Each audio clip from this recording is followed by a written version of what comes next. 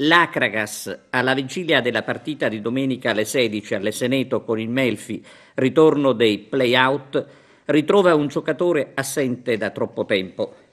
Si tratta di Fabio Aveni, a disposizione del mister così come tutti gli altri della squadra biancoazzurra.